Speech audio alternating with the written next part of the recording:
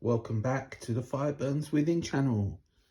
Time for a quick roundup of recent albums and a short review on each one, a short line or two on each one. I've got 8 albums here that I'm going to quickly talk about. I've got to keep this video short. Okay, first one, Last in Line, Jericho.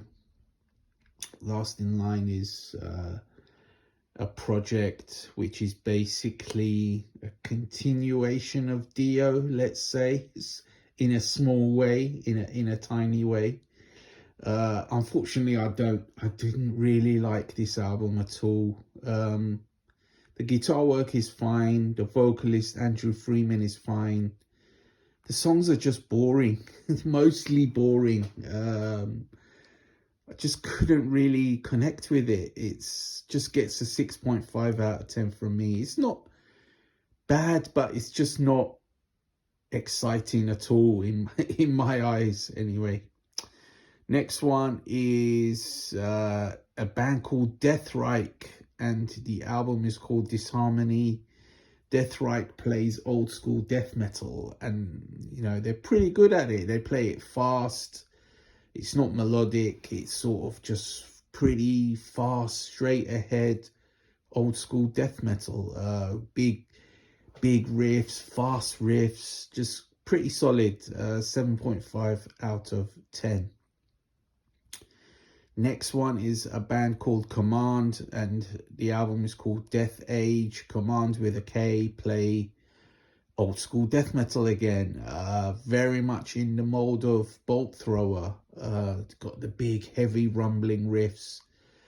The only thing is it's good. I mean, it's good, it's dense, it's thick, it's heavy, but it's a little on the safe side. There's not a lot of like variants or variations, which I always look for. Heavier breakdowns, sort of dropping in a melodic riff here or there. There's not too much of that, and the vocals are very sort of low and monotonous, but it's still good, and it gets a 7.5 out of 10 from me. Next one is a band called Reboot the System, and the album is called The Fall.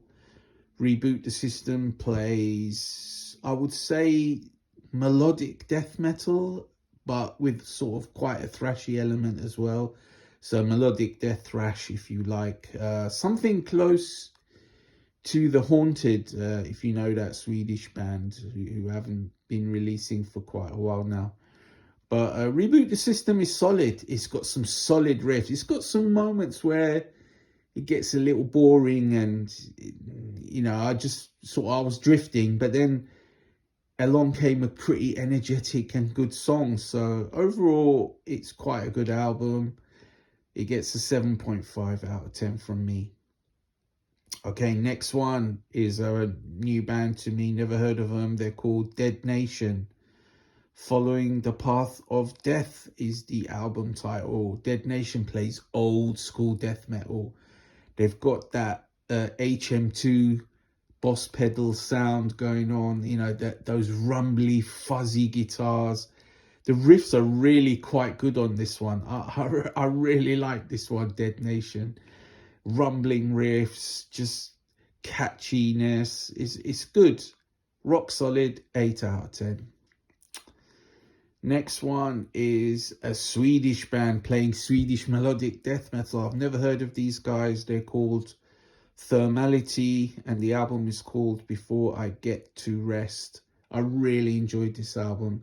This album is like a mix between In Flames' Just a Race and Dark Tranquillity's The Mind's Eye, without being as good as either of those, but it's still really enjoyable. The riffs are really good.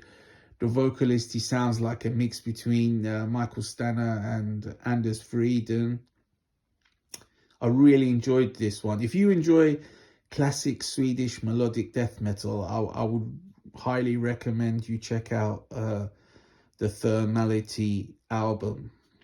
Okay, next one, Bury Tomorrow, The Seventh Son. Bury Tomorrow is probably one of the few metalcore bands I can say I like. I don't love, because I'll never love metalcore. I'll never be a huge fan of it, but this album is rock solid.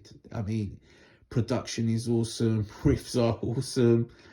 The clean vocals are absolutely killer melodic. I mean, when they come along, this is what's making the album for me.